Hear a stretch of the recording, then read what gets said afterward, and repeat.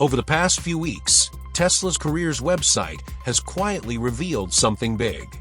Dozens of new job openings for delivery preparation specialists hint that the company is gearing up for a monster Q3 and Q4, a period where Tesla expects to move more cars than ever. This kind of preparation usually means only one thing: a surge of demand and the arrival of something truly game-changing.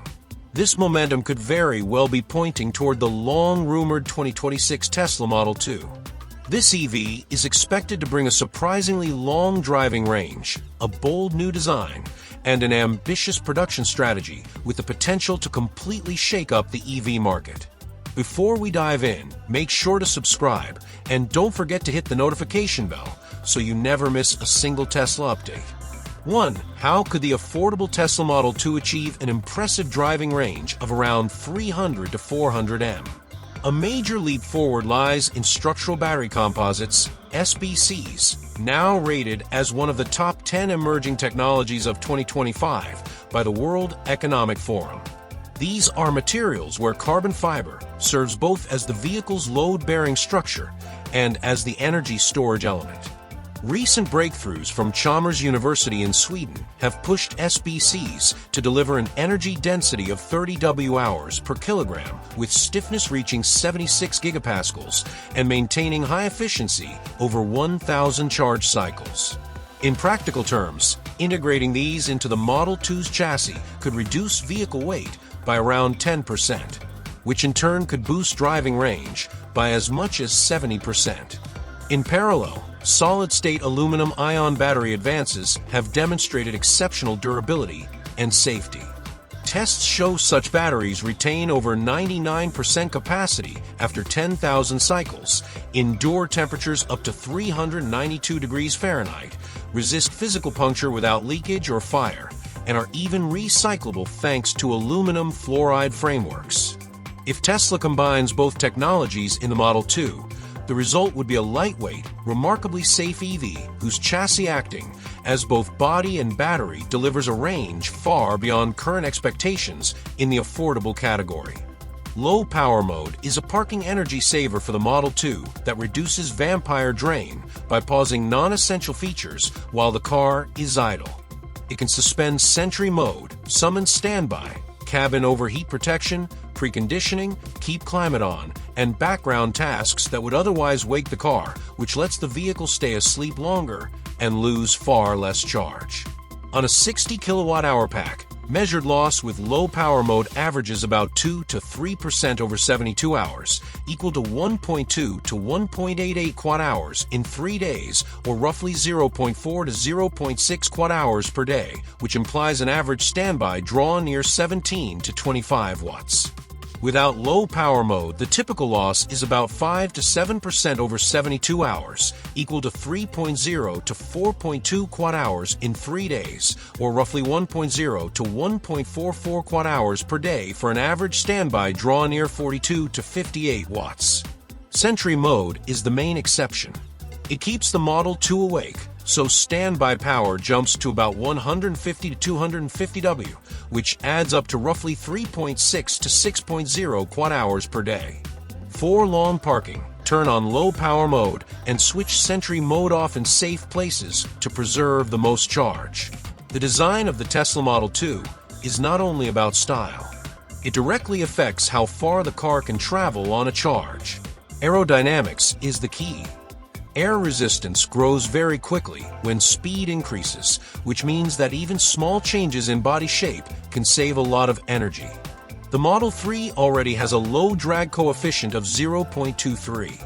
If the Model 2 reaches 0.2121, with a similar frontal area of about 2.2 m, the energy needed at 70 miles per hour could drop from 226 Wh per mile to about 213 Wh per mile.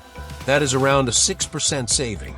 If the car is slightly smaller at 2.1 m, the figure could fall to 207 Wh per mile, almost 8% better. This improvement comes from simple but smart choices.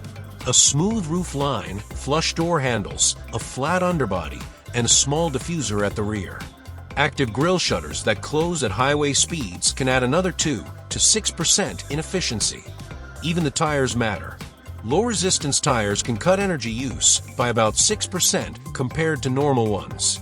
Together, these changes could boost real highway range from roughly 300 m to close to 330 m with a 60 kWh battery pack. Regenerative braking can make the Model 2 feel like it has a larger battery in city use. When you lift off the accelerator, the motor switches to generator mode and turns the car's motion back into electricity, which flows into the pack. In stop-and-go traffic, this recovery adds up. Real-world data on current Teslas shows that city driving can return about 10 to 15% of the energy that would otherwise be lost as heat in the brakes. With a 60 kWh pack and an average of 200 Wh per mile, 10% recovery equals about 6 Quad-hours or roughly 30 extra miles. Benefits are highest at moderate speeds and when the battery is not near full.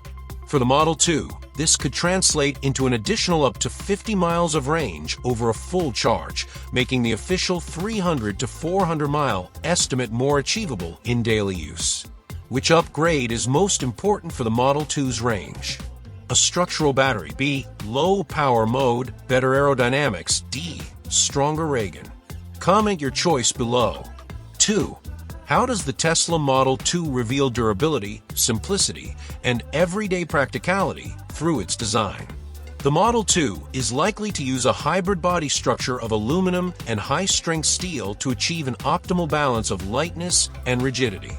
Aluminum has a density of about 2.7 g per centimeter, while steel is around 7.8 g per centimeter. So aluminum panels can reduce body weight by 8 to 12% compared to an all-steel structure. High-strength steel with tensile strength between 500 and 1,200 megapascals is used in critical load paths such as the B-pillars and floor beams, raising torsional rigidity to 30 to 35 kilopascals per degree, which improves stability and reduces vibration.